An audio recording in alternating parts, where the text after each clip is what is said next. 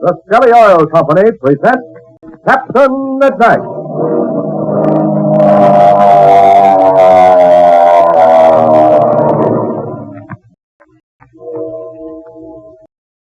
Captain Midnight, brought to you every day, Monday through Friday at this same time, by the Skelly Oil Company, Skelly Jobbers and Dealers. Say, how does your motor sound when you try to start it on these frosty mornings? Does it sometimes sound like this?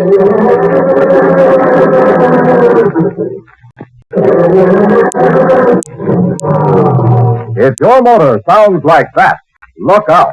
For that slow, heavy grinding is possibly caused from oil so stiff and heavy it acts like glue in your motor, creating a tremendous drag on moving parts. This makes your car hard to start, of course. But much more serious, that stiff oil doesn't get up into your motor fast enough to lubricate properly. Now, it's a known fact that more wear is put on your motor during a dry start than you'll probably put on your motor during a whole day of driving. Before long, you may have a ruined motor and a big repair bill to pay. Now, fortunately, there's a simple, easy way to avoid this. Change to a weather oil that's fast-flowing enough to get up into that motor and lubricate it right from the word go, and stand up after subjected to high driving heat. Now, I'll tell you an oil that will lubricate your motor safely during these cold winter months. That's Skelly Tagolene Motor Oil. You see, Skelly Tagolene flows exceptionally freely at low temperatures. It gets up there fast, and its tough protecting film guards against that metal-to-metal contact that breaks motors down. If your motor's been grinding slowly on the start, you'll probably find it turns faster and smoother the moment you put in Skelly Tagolene Winter Motor Oil. So drive in at Skelly's red, white, and blue sign. Fill up with Skelly Tagolene Motor Oil today. The boys at every Skelly station know just the right weight for your car. And if your radiator hasn't been protected for winter, they have a real antifreeze for you. And say, you boys and girls who are listening, tell Dad about Skelly Tagolene Winter Oil, won't you? He'll be glad. He'll probably visit a Skelly station soon. And while you're there, you can join the Captain Midnight Flight Patrol. And the Skelly Man will send in for your free Mr. Magic Weather Forecaster badge. And now for Captain Midnight. Last time, you remember, Captain Midnight and Chuck took a walk after Chuck's birthday party. Then they were held up, and the mysterious bandits asked for Captain Midnight's watch. Well, this would have identified Red Robert as Captain Midnight. Luckily, Captain Midnight did not have his watch with him. It is now early the following morning, and Captain Midnight, Chuck, Steve Donovan, and Fred Boyd are gathered together in Boyd's office at 7G headquarters on Black Gulch Field.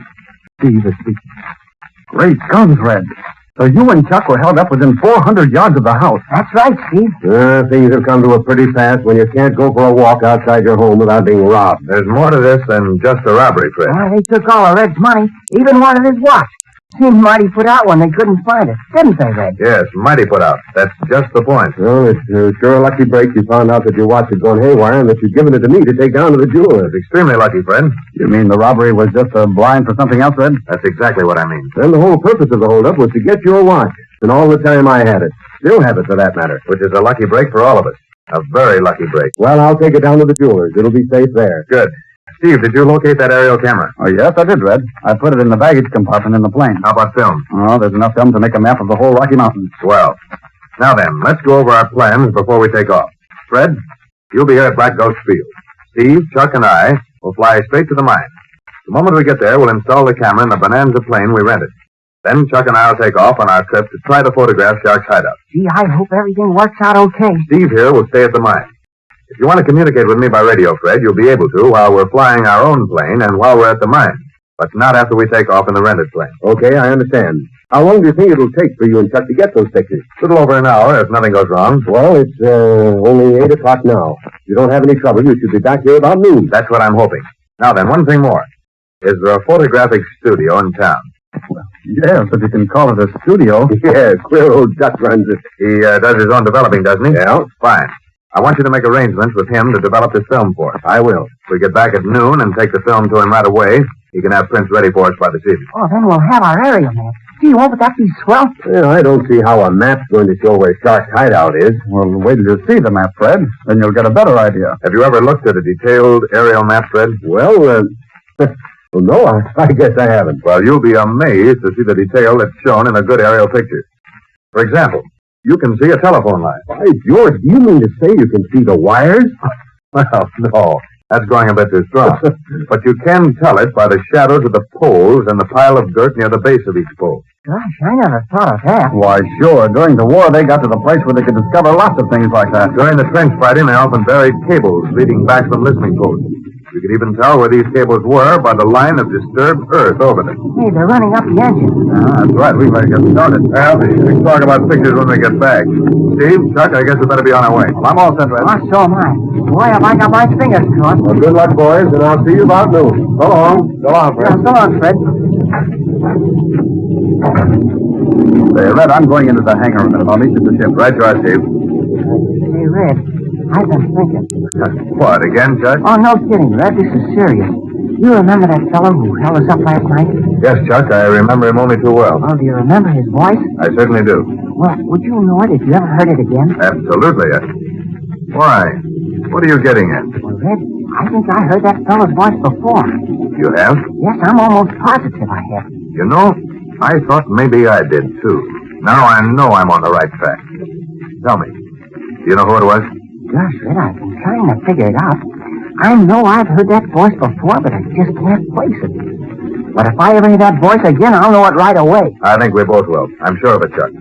Well, look who's here. Well, hammer me down if it isn't my old pal Chuck Lynn. Oh, hiya there, Ichabod. You know Red Roberts, don't you? Well, grind my veils, of course I do. How are you this morning, Robert? Good morning, Mud. How do you like your job by this time? Just fine, just fine. I like my job swell. Which reminds me, I ain't thanked young Ramsey here for putting me wise to it. Gosh, I was tickled to death to tell you about it. Hey, by the way, Mud, do you know how to fly? Do I know how to fly? Why, just put me at the controls once and see. Why, I can handle a ship better than any autopilot you ever saw. Well, we'll have to try you out sometime. Now you're talking. Just give me a chance once and you'll see flying what's never been seen before. Say, I see Steve Donovan putting a camera into the plane. Now, I worked on an aerial map of job once. If you want any help along that line, why, you just call on Ichabod Mott. What kind of work did you do? Oh, I installed the cameras and loaded and unloaded them. Well, that's old stuff to me. Or would you like to help on an installation job this morning? Well, loop-de-loop. Lead me to it. If you get into that Falcon, we'll be with you in a second. Would I like to handle a camera here? Well, I ask you. Oh, what a guy. Yeah. And if he can do half what he says he can, he'll be a lot of help. Oh, here comes Steve again. Well, we're all ready. Okay, boys, we're all set. Steve, we're taking this new mechanic Mudd along. He says he knows all about an aerial camera. Well, that's fine. We can sure use some help. Where is he? Oh, he's in the ship, Steve. Oh, swell. Come on, then. Let's fly this. All right. Jump in, Chuck. Okay. After you, Red. Right. I'll close that door. Hey, look. Mutt's in the pilot seat. Well, hammer me down. Don't you want an A-1 pilot to do the flying? Did you test this motor, Mudd? Sure, she's purring like a sewing machine. Well, I'll rev it up once more for safety's sake. There, didn't I tell you? She's running fine. All right, Chuck, ready to take her off? All set, Red. Give her the gun.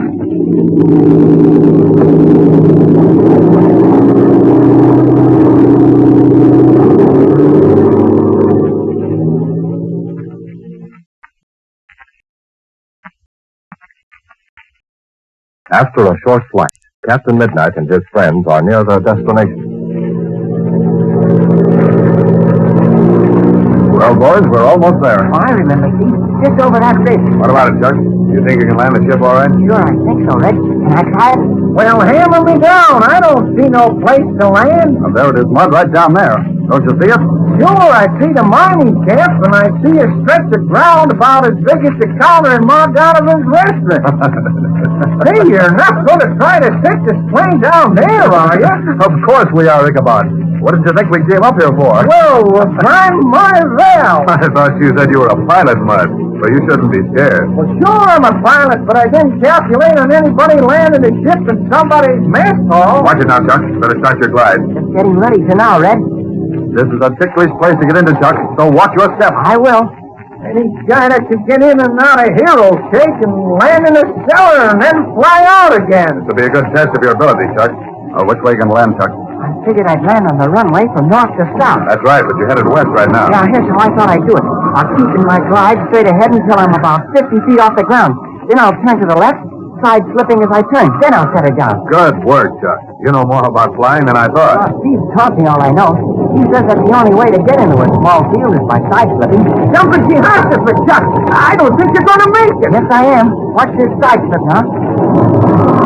Start getting your tail down, Chuck. If your wheels don't touch at the edge of the runway, Chuck, you're going to... I'll make it. Here go the flaps down now. Hold it steady. Hey, we'll overshoot and fall down that mountainside. Keep your shirt on, Mud, and shut up. Hold it now, Chuck. Steady. There, that's it. Here we are. Great guns, Chuck. That was a nice job. Just as good as I could have done. Guess I'm improving, huh? I'll tell you what, Chuck. You're going to earn your wings pretty soon. Watch it, Chuck. We're getting near the end of this runway. You'll have to use your brakes. Yeah, jumping Jimmy, use those brakes, Chuck.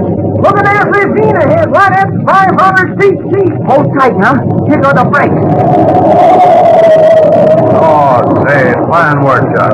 Now, turn around and taxi over around in front of the office. Right you are. Well, hammer me down. It's old Nicky Barney back on the ground again.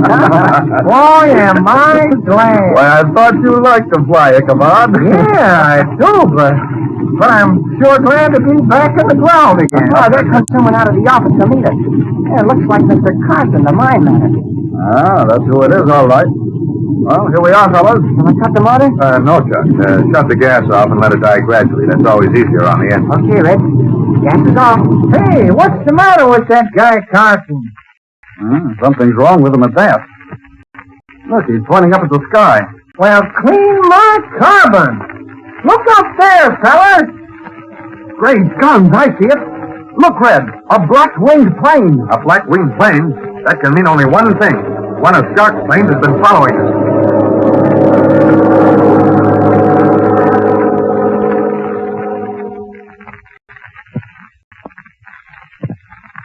Well, what do you think of that? One of Ivan Shark's planes shadowing Captain Midnight and Chuck. What does that mean? Does Shark suspect the purpose of their flight? Will Captain Midnight dare take off on his photographing trip? We'll find out more tomorrow. And now, remember, your car will start faster if you change to winter oil at once. Even more important, your motor will be safer when it's protected by a real winter oil. An oil specially made to flow freely at low temperatures and stand up when subjected to high driving heat. Remember this, too. Skelly Tagolene winter oil is the oil to change to. It's amazingly fast-flowing, rushes to every part of your motor the minute you step on the starter. Skelly Tagolene keeps your motor safe, and besides, it stands up mile after mile, saves extra quarts and extra quarters. And you boys and girls, tell Dad this. Tell him he ought to try Skelly Tagolene oil for winter right now. And when he goes to the Skelly station, you go along and join Captain Midnight's Flight Patrol. It doesn't cost you a penny to join. And the Skelly man will send into headquarters for a free Mr. Magic Weather Forecaster badge for you. And listen tomorrow, same time, same station, for further adventures of Captain Midnight. Brought to you by the Skelly Oil Company, Skelly Jobbers and Dealers. Will Captain Midnight and Chuck dare to take off on the photographing flight? Be sure to listen. Until tomorrow, this is your Skelly Man saying goodbye and happy landing!